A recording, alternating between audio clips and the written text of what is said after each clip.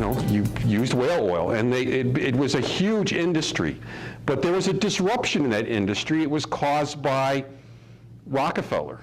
Rockefeller saw the oil industry coming up, and these people were digging oil wells. And we watched a movie about the men who built America while we were in Connecticut, and it showed Rockefeller in a church, and the church ground shaking. He runs out, and there's a gusher, like in the backyard of the church, and he sees the oil, and he starts to ponder what oil meant. And he's the one that he got scientists to figure out how to make kerosene out of oil. So it's the first thing that came out of oil. But he didn't want to drill for oil because a third or two-thirds of those wells didn't come up with anything. There was risk there. He wanted to be the guy all the oil came to. He wanted to be the guy that processed the oil into kerosene. That's the guy who made the money, the middle guy, the guy that everybody went through to go where they were going. Sound like the Sherlock, shopping Sherlock? Everybody comes through the shopping Sherlock to go what they need to save money. It's a very similar concept. And Rockefeller started shipping oil, not oil, but kerosene from oil on the rails. And he made the rails, Vanderbilts, they have these huge mansions out east. The rails were just booming with profit because the kerosene to all the cities was being shipped on the railroad. And so he completely disrupted the whaling industry. Rockefeller's kerosene, Standard Oil, destroyed the whaling industry. But he literally saved the whales. He literally saved the whales. There's no economic reason now to hunt a whale. There's none. And so if they're hunting whales, it's for another reason. But really, Rockefeller, who's not really respected because he was the first true billionaire, a lot of people hold it against him because he was a capitalist and he grew this industry. But a lot of what we see today came out of that industry, but it completely disrupted the whaling industry. And then Rockefeller's sitting there on this kerosene empire, and what happens? Westinghouse and Edison. The electric light changed everything. And it's kind of like the Sherlock too. The electrical industry, it was off to a rocky start. In fact, Rockefeller was trying to say it's dangerous, houses will burn down. They were fighting against it. Keep your kerosene, it's safer, And so Edison was able to light one house. And then eventually he was able to light a block in New York City. Then he was able to light Manhattan.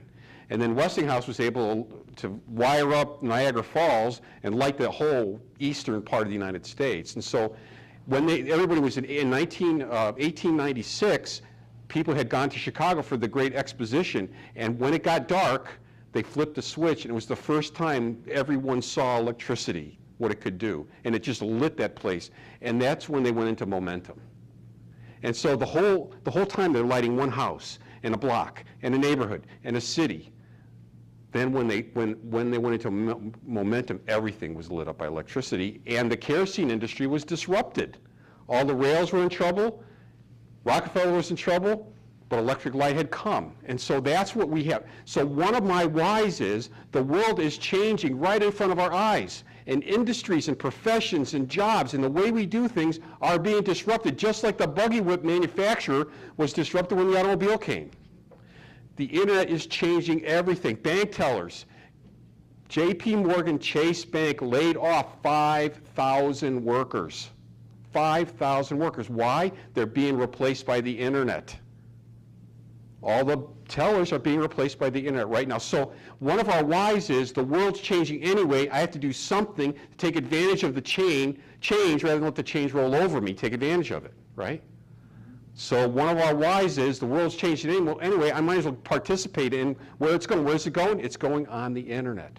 Remember that in the movie it showed that it went from 55 billion in just a few years went to $1 trillion? Well, it's going to $5 trillion in just a couple of years. $5 trillion in mobile and e-commerce. $5 trillion.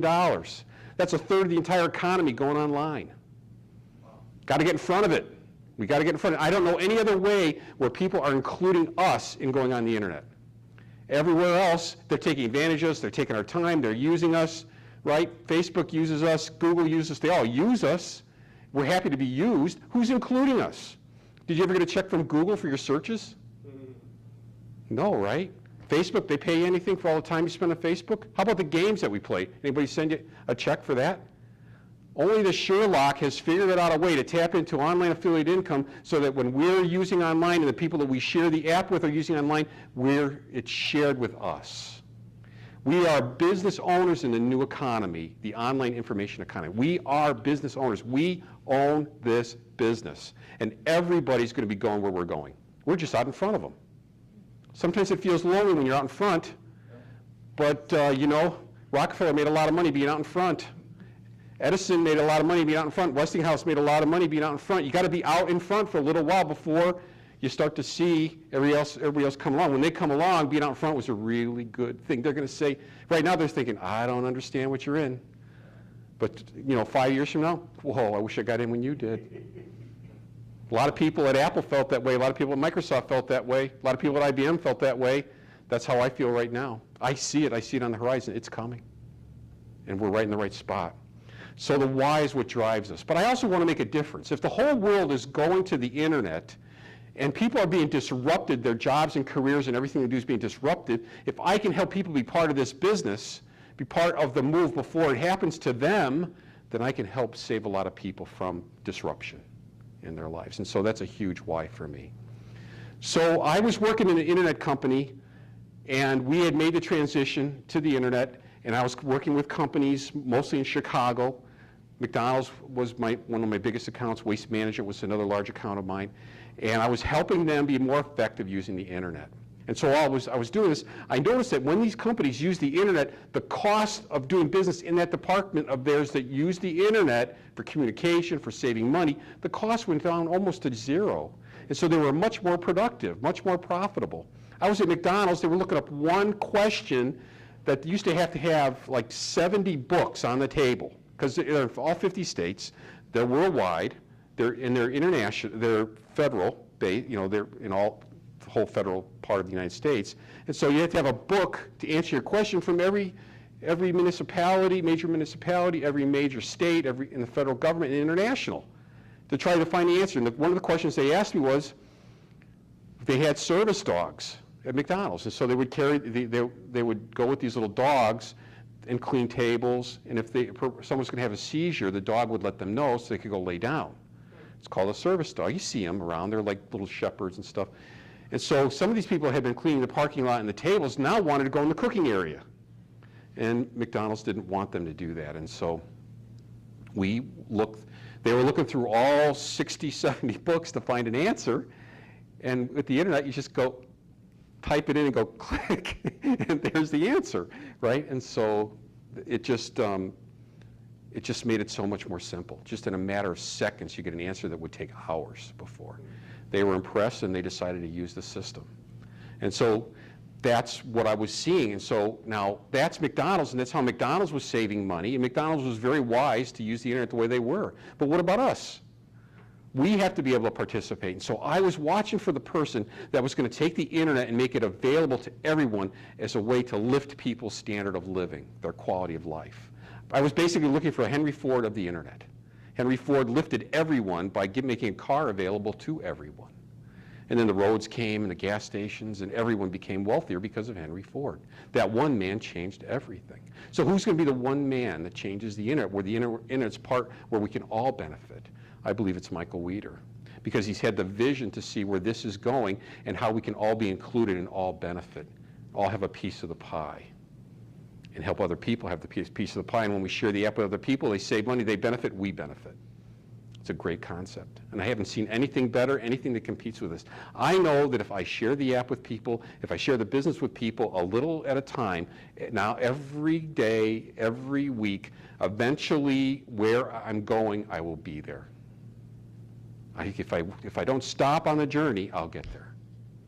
Financial freedom. And so I was looking for Henry Ford of the internet, and then I met a guy who knew the Henry Ford of the internet, and he shared the technology with me, Chuck Williams, and I said, I've been looking for this. I've been looking for this technology, this inclusive technology that's going to include us all in the move toward the internet. And I said, I'm in. And I started sharing with people a little every day.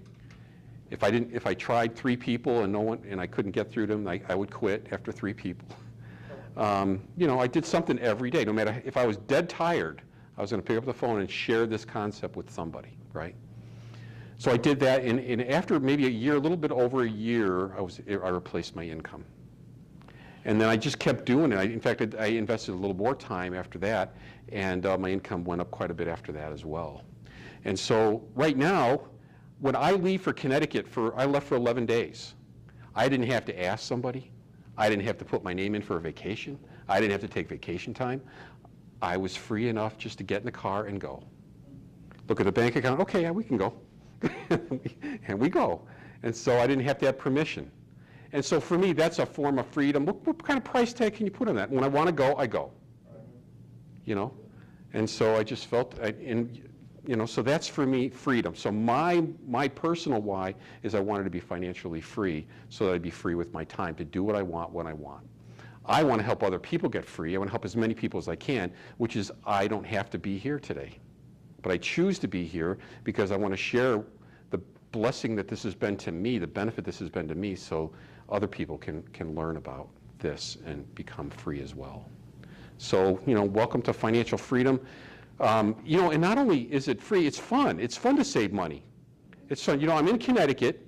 We had stayed at a hotel, a nice hotel on the way there in Youngstown, Ohio. It was a 2-star. It was nice. And so we've got to stay at a hotel on the way back. And so we figure we'll probably hit Youngstown again as kind of the halfway point. And so I go to that hotel, and the price went up from $90 to $125. And so I'm not going to pay that, so I put it in the Sherlock. And there was a hotel across the road. Actually, it ended up being a king suite with a separate room with a couch and chair and like another TV. It was a suite.